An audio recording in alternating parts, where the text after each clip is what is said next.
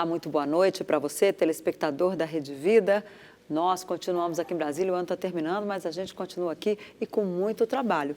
E agora, a partir dos próximos 2 dias, teremos aí os balanços dos presidentes da Câmara e do Senado Federal. O presidente Jair Bolsonaro já avisou que passa o Natal aqui em Brasília, no Palácio da Alvorada. E como ele gosta muito de falar, é provável que a gente tenha aí algumas notícias no decorrer do feriadão, né, Zé Maria?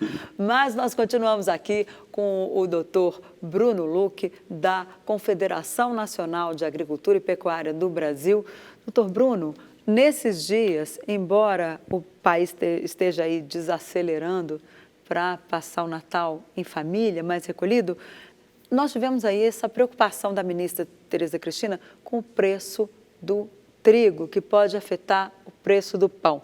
Isso porque o presidente argentino resolveu, o novo presidente da Argentina, o Alberto Fernandes, resolveu taxar as exportações. Como é que vai ficar? O brasileiro corre o risco aí de começar o ano com o preço do pãozinho mais salgado? Bem, o Brasil hoje ele é deficitário na produção de trigo, né? Ele precisa importar bastante ainda para suprir a demanda interna. Eu acredito que nós temos outros mercados, né, que podem suprir essa demanda. Existe aí os Estados Unidos, que é um grande produtor também, o Canadá. Mas o preço também não cai, né? Porque esses mercados também é caro, né? Por causa da logística de transporte de lá para cá, aumenta. Ou seja, sai até mais caro comprar da Argentina. Mas acredito que você pode minimizar, né? Teoricamente pode aumentar, pode, mas às vezes se a taxa que foi imposta é uma taxa muito elevada, ao invés do Brasil pagar para a Argentina, ele vai estar buscando em outros mercados. Então isso, de certa forma, tem como minimizar o impacto do aumento do pão, mas no curto espaço de tempo não tem muito o que fazer da onde você conseguir reverter isso. Por que o Brasil não produz trigo? Condições climáticas? Não pode desenvolver uma espécie adaptada? Nós estamos desenvolvendo. Hoje o trigo tem melhorado bastante a questão de qualidade, mas principalmente uma produção fora da área da região sul do Brasil. O estado de Minas Gerais tem ampliado a produção, Goiás, até na região oeste da Bahia. Então, é uma questão de escala e de mercado, porque hoje o produtor prefere plantar, às vezes, soja, milho, porque tem uma rentabilidade melhor que o trigo. E importa o trigo. Quer dizer, nós temos produção, mas é insuficiente para o mercado Exato. interno. E, às vezes, é uma questão mercadológica. As regiões do sul que produzem trigo são regiões que, às vezes, passam por muitos problemas climáticos. Tanto é que é uma cultura que tem um seguro rural elevadíssimo, né, porque realmente dá muito sinistro em função da época, porque é uma época, precisa plantar na época fria, e a época tem geadas, né, isso compromete muito a qualidade do trigo, o período, o clima do Brasil na época do plantio. Então, isso prejudica um pouco a velocidade de crescimento. E, como eu falei, a rentabilidade das outras atividades agrícolas, que realmente, nesse momento, pode estar mais favorável, o que, às vezes, não é atrativo para o produtor de outra região iniciar esse trabalho. Mas, voltando ali ao mercado, o senhor acha que não é possível reduzir o preço do trigo importado, ou seja, o preço do pão nosso? Na verdade, nós temos que avaliar uma série de fatores. Muitos dos moinhos costumam ter estoques, né? Então, isso, dependendo do estoque pode segurar o preço segura por um tempo período, até você né? entrar outras regiões produtoras, que tem a janela de colheita diferente do Brasil e do hemisfério sul, né? Então, você não dá para a gente afirmar que vai aumentar e não tem o que fazer. Isso não é assim... Exatamente, né? Tem outros fatores que podem influenciar, como a questão do estoque, o preço do mercado internacional. Eu não tenho acompanhado ultimamente como está, mas se também tiver um preço mais baixo, né, isso, de certa forma, pode chegar barato aqui no Brasil. Hoje, a gente tem algumas tarifas de importação, que nós podemos reduzir essas tarifas de outros países fora do Mercosul e aí dar competitividade para outros países também. Então, é uma série de mecanismos que tem que ser analisados se realmente isso vai ser um fato que vai se concretizar. Agora, além do trigo, qual o outro produto aí que pode dar problema no ano que vem? Que a CNA já está se preparando para tentar se precaver, né? Na verdade, alertando os produtores. O ano que vem é um ano que a gente enxerga com bastante otimismo, né? Porque esse ano, aqui pesa que as proteínas melhoraram, principalmente as carnes. Até ovo virou estrela. Com o preço da carne, as pessoas já estão fazendo churrasco de ovo. Aumentou bem o consumo. Na questão agrícola, você não teve boas remunerações, né? Então, a gente espera que para o ano que vem alguns preços da agricultura melhorem, né, para o produtor, e isso é um estímulo para ele aumentar a produção. Com um preço melhor, ele investe em mais tecnologia, aumenta a produção, e isso, para o consumidor, o preço, de certa forma, se estabiliza. O Dr. João Lau, presidente da CNA, ele está otimista. Eu conversei com ele dizendo que o confinamento aumentou, em alguns setores 100%, ou seja, as pessoas estão confinando mais, ou seja, no futuro mais carne no mercado. Ele acha que a tendência é estabilizar, é cair exatamente pela oferta, né?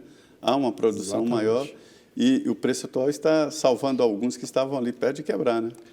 É interessante você abordar esse ponto, porque se a gente fazer uma análise do preço da arroba do boi que o produtor recebe dos 3 últimos anos, corrigindo pela inflação, esse valor é semelhante a 2013.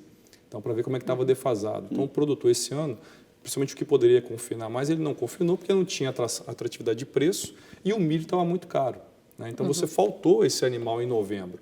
A seca foi maior, né? Você não tinha pasto para terminar os animais, e aí coincidiu com o aumento da demanda, tanto interna como externa, né? Mas a oferta estava mais baixa. Para o ano que vem, tendo atrativo de preço, certamente o produtor vai tecnificar mais, vai reduzir a idade do abate e ter um animal acabado em um tempo menor. Eu queria entrar um pouquinho na questão do etanol. A gente vê, o Brasil, houve uma época em que apostava no etanol, falou, olha, vai ser aí o nosso carro-chefe. Eu lembro do ex-presidente Lula, na época que era presidente ainda, indo para a FAO, dizendo que ia se tornar o mascate do etanol pelo mundo afora para vender etanol de cana para todo lado. O tempo passou, veio o pré-sal, o Brasil começou a voltar para os combustíveis fósseis, né? E veio os Estados Unidos vieram com o etanol de milho e agora a gente vê o Brasil começando a produzir etanol de milho para até tentar aí competir com os americanos, ou melhor, ajudar até a abastecer o mercado americano. Como é que vai ser essa negociação daí para frente? Qual a sua expectativa em relação a isso? É interessante você comentar da questão do etanol de milho, porque quando os Estados Unidos começou a produzir, a gente fala, a maioria dos brasileiros fala, nunca vai ser tão competitivo quanto etanol de cana. Né? E isso tomou Eles fazem uma até de beterraba lá. Uma dimensão Na verdade, muito é como rápida. gás de xisto em relação ao nosso gás, né?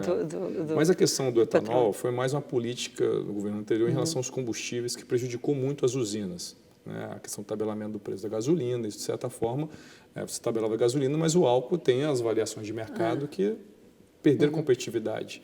É um produto excelente, que é uma energia limpa, que poderia ter um marketing muito maior na gestão anterior, mas isso não foi feito. Inclusive o açúcar, né?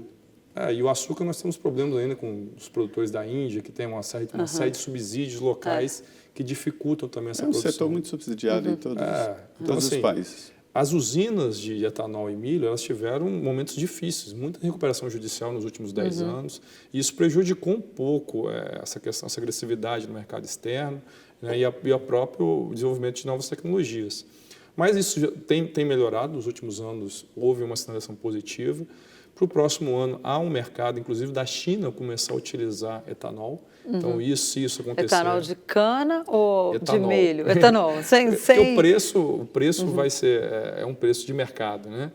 Então, os Estados Unidos produz, mas utiliza bastante também. E tem a guerra comercial deles com a China, que dificilmente... isso pode ser revertido no curto espaço de tempo. Então, há uma sinalização positiva para o etanol, né, nos próximos anos. E a questão do etanol de milho, ele vem não só para produzir, hoje, uma tecnologia que está muito em conta, então, uma tecnologia mais barata, mas o resíduo do etanol, né, do etanol de milho, que é uma proteína que é utilizada na ração animal de alto valor biológico. Então, essa conta o pessoal não fazia anteriormente. Hoje, não. Qualquer usina que vai entrar... Ou seja, ganha 2 vezes, exatamente, né? Ele tem dois produtos. Não perde nada ali, né? Ele tem 2 produtos. É o que uma torta? É como se fosse, eles chamam de DDG, né? Vira um farelo mesmo, que você retira a proteína do milho e concentra essa proteína. E o milho, como tem um alto valor biológico, isso para confinamentos, nutrição de monogás como aves e suínos, tem um valor importantíssimo. Então, nesse momento que a pecuária também está crescendo, apresentando bons índices para o próximo ano, né, você ter uma produção maior uma dessa coisa proteína, agregada, tem um valor agregado aí na exatamente. produção de etanol de milho. Eu queria entrar um pouquinho, o Zé Maria lembrou bem a questão do açúcar. Nós tivemos, inclusive quando o presidente esteve lá em março, em Washington, a ministra Tereza Cristina chegou a dizer para o presidente Trump, opa, peraí, já que tal ver o nosso açúcar, né? Quando estavam falando da carne e também da possibilidade de trocas comerciais entre os 2 países. Como é que está essa questão do açúcar? A CNA vê perspectiva aí do açúcar brasileiro, embora o senhor já falou do açúcar indiano, mas vê perspectiva do nosso açúcar entrar nos Estados Unidos, conseguir mais um mercado por lá? Hoje, a questão, principalmente eleitoral, né, tem todo é uma variável que a gente não consegue mensurar como isso se resolve num curto espaço de tempo. Então, fica até complicado. Mas está influenciando muito a eleição americana nessas negociações entre os dois países? Não está, como a gente não tem o mercado aberto, não tem agilidade do outro lado em tentar resolver esse impasse. Né? E enquanto as eleições andarem mais, possivelmente isso vai ficar andando em marcha lenta. Né? Então, é um agravante. Agora, essa situação ali provocou uma tensão muito grande na área do agronegócio, né? O medo de brigar com a China e acontecer desandar o mercado, né? Os Estados Unidos são nossos concorrentes, a pauta de exportação deles é parecidíssima com as nossas, aço e proteína, alimentos e tal, né? E como é que ficou hoje? Os senhores consideram que já está equalizado, já está separado? Na verdade, a guerra comercial Estados Unidos e China ela não é boa para ninguém, né? Inclusive para nós. Mas a impressão é que seria boa para nós. Pois é, mas o problema é o seguinte, vamos pegar o exemplo da soja. Né? O Brasil é um dos maiores exportadores de soja, assim como os Estados Unidos. E desde que iniciou a guerra entre esses dois países, o preço despencou na Bolsa de Chicago. Internacional, né? Que então, assim, regula o mercado. Por que nós conseguimos ainda manter um preço certamente atrativo? Porque aumentou o prêmio de exportação. Agora, por exemplo, eles estão voltando a retirar as tarifas. Então, se eu crio uma preferência tarifária para importar apenas dos Estados Unidos, isso prejudica o Brasil. Então, eu aproveitei um curto espaço de tempo, e mesmo assim não foi um preço tão elevado, o melhorei foi o prêmio, né? O câmbio que estava favorável. Né? E agora eu posso perder um mercado que é importantíssimo. O maior mercado brasileiro de soja em grãos é a China. Então, toda essa crise ela pode distorcer o mercado. E o que o Brasil mais quer é ter livre mercado, livre negociação, sem barreiras tarifárias, sem preferências, e sim competir de igual para igual. Por falar em barreiras tarifárias, a entrada na OCDE, que vem sendo aí pleiteada pelo presidente Jair Bolsonaro, ajuda ou atrapalha a agricultura brasileira, se vier a se confirmar, né? Porque aí o Brasil passa a ser tratado, tem gente que é contra porque acha que isso vai prejudicar aí a possibilidade do Brasil conseguir ampliar seus mercados. Qual é a sua avaliação? Na verdade, eu acho que pode ajudar. Né? Agora, o trabalho que o Brasil tem que fazer é um trabalho muito mais de formiguinha, como a ministra tem feito, né? De visitar país por país, dar as seguranças necessárias sobre a questão da qualidade, da sanidade, da questão ambiental, né? Do que realmente você conseguir grandes acordos que talvez a gente não consiga negociar tão claramente a questão do agro, né? Que hoje é o que teria mais aptidão para você exportar diante dos problemas que os outros setores têm passado, né? Então, o trabalho hoje que ela tem feito de ir nos mercados-chave, principalmente aqueles mercados que têm maior demanda futura de alimento, é essencial. Né? E ela tem feito isso com muita propriedade, tanto é que nós tivemos aberturas significativas esse ano. A gente espera que ela continue por um bom tempo nessa jornada. O que exatamente o setor, todas as confederações, é importante lembrar que o Dr. Bruno representa um órgão que é privado, ele não é governo, isso não é uma política de governo, mas uma política corporativista, ou seja, corporativa, vamos dizer assim, que é um representante do setor de agropecuária. Eu queria saber o seguinte, e todos esses setores, as confederações dos transportes, da indústria, eles têm demandas, eles pressionam, fazem lobby, isso é natural, é do mercado. O que os senhores querem, o que a CNA espera do governo?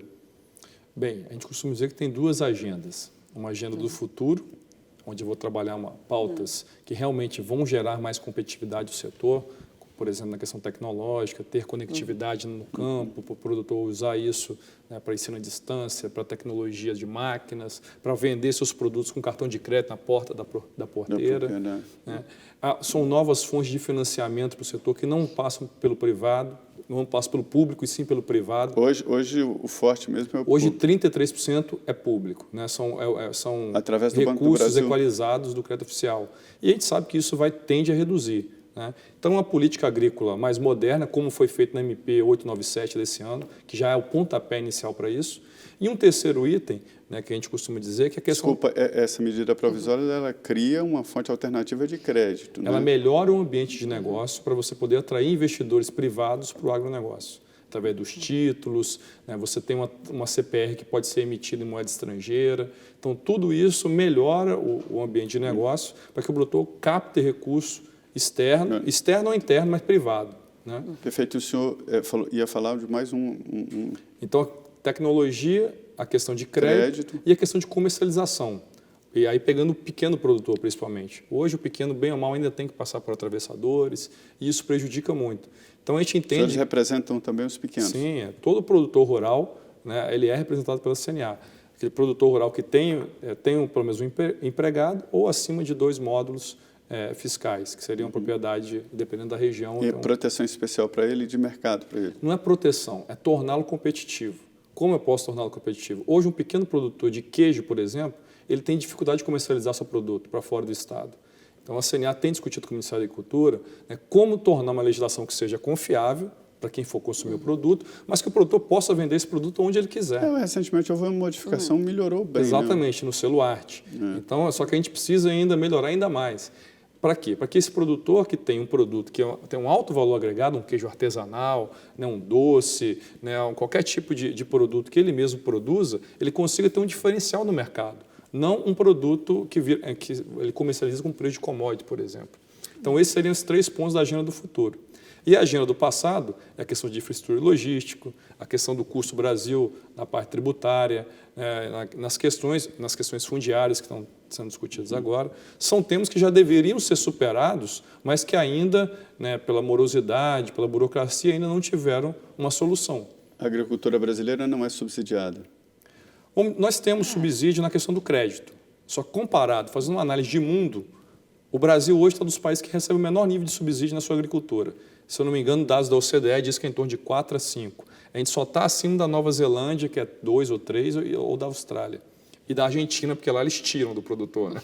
Então é o contrário. Porque comparado à China, Europa, são 15%, 20%, né, de subvenção, e aí é direto ao produtor. Aqui não, você tem uma subvenção ao crédito, ao produtor da agricultura familiar, que faz uma compra governamental. Então, essa é a subvenção que existe hoje para a agropecuária brasileira, diferente do resto do mundo, onde o produtor, às vezes, recebe por ter uma vaca malhada na sua propriedade. Muito bem. Política de agropecuária e de alimentos, esse é um assunto muito importante hoje aqui no Frente a Frente. O Dr. Bruno Lucchi, ele é superintendente técnico da CNA, Confederação da Agricultura e Pecuária do Brasil. Nós vamos agora em intervalo de 2 minutos e já estaremos de volta.